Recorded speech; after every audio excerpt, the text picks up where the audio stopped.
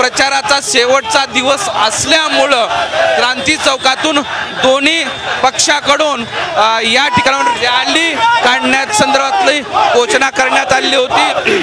क्रांती चौकातून पोलिसांनी परवानगी दिल्यानंतर एवढ्या मोठ्या संख्येने हे कार्यकर्ते इथं जमा झाल्यामुळं कुठलाही अनुचित प्रकार होऊ शकतो अशी स्थिती आहे।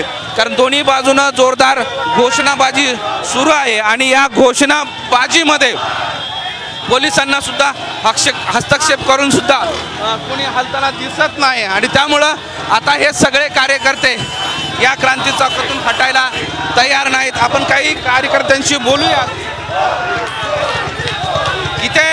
इथे दोन्ही पक्षाचे कार्यकर्ते म्हणजे विशेषतः शिवसेनेचे आमने सामने आलेले आहेत, तुम्ही मनसेचे आमने सामने आलेले आहेत, मोठा गोंधळ होण्याची शक्यता आहे। अरे यांनी हिंदुत्व विसरलं या लोकांनी आणि या शहरामध्ये राम मंदिरावर हल्ला होतो त्या लोकांसोबत हे गद्दार जाऊन बसतात। या गद्दारांना हे कळत नाही की ज्या रामासाठी आपण पूजा करतो त्यांच्या सोबत ज्यांनी हल्ला केला ते जाऊन बोलले यांना असंच उत्तर मिळणार आहे, यांना उत्तर मिळणार।